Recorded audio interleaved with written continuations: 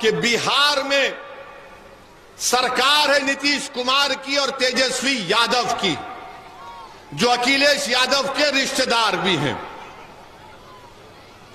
अखिलेश यादव के रिश्तेदार भी हैं।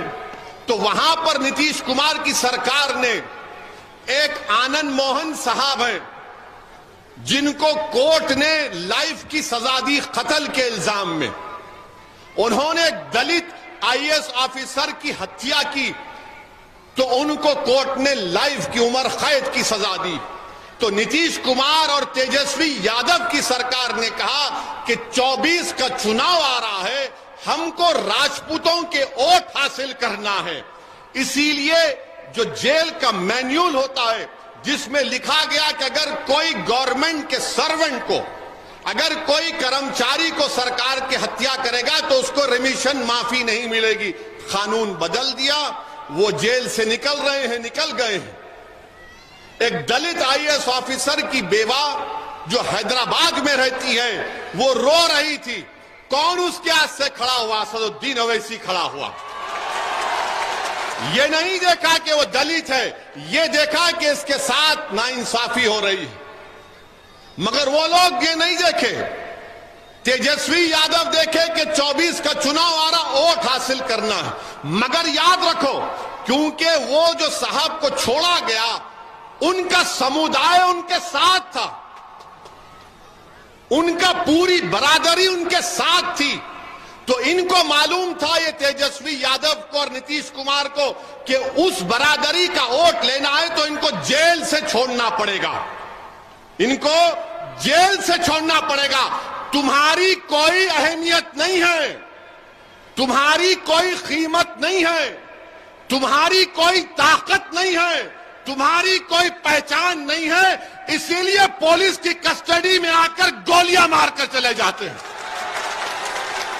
अगर तुम में ताकत होती, तुम में इत्तेहाद होता, तुम में सियासी शऊर होता, तुम इन तमाम चीजों से उठकर अपने नेता को बनाते तो कोई माइका लाल सोचता नहीं था किसी को गोली मारने से। और अफसोस यह है कि तुम मेरी इस बात पर थाली बजा रहे हो, तुम थाली बजा रहे हो। देखो बेबसी, देखो आपकी, आपका थाली बजाना बेबसी है। मैं थाली बजाने के लिए नहीं कह रहा हूं, आप यहां से जब उठकर जाएंगे तो एक पैगाम और फिक्र लेकर जाएंगे कि 4 तारीख को हमको वोट देना है। किस लिए देना है? कि आपको अपनी कीमत बताना पड़ेगा, आपको अपनी ताकत बताना पड़ेगा। याद रखो, लोकतंत्र में, जमहूरियत में जब तक आप अपनी अहमियत को नहीं बताएंगे कोई आपकी इज्जत नहीं करता है। इनको मालूम ये कहां जाएंगे बेचारे टोपी पहनने वाले, इनको योगी और मोदी का नाम लो, ये दौड़ते हुए जाएंगे और हमको वोट दे देंगे। मैं आपसे क्या कह रहा हूं, योगी और मोदी को भी हराएंगे 24 में, मगर अपने आप को तो कामयाब करो, अपने आप को तो कामयाब करो। कब तक सिर्फ वोट डालने वाले बनोगे? वोट कब लोगे मेरे भाइयों और बहनों? आप वोट कब लेंगे? वोट लेने वाले तो बनो। याद रखो, बीजेपी को, योगी को, मोदी को हराना यकीनन हराएंगे, मगर अखिलेश नहीं हरा पाए, अखिलेश नहीं हरा पाए, नहीं हरा पाएंगे। मैं फिर से कह रहा हूं कि अब कहेंगे नहीं नहीं ओवैसी गलत कह रहा है, 24 में ऐसा हो जाएगा।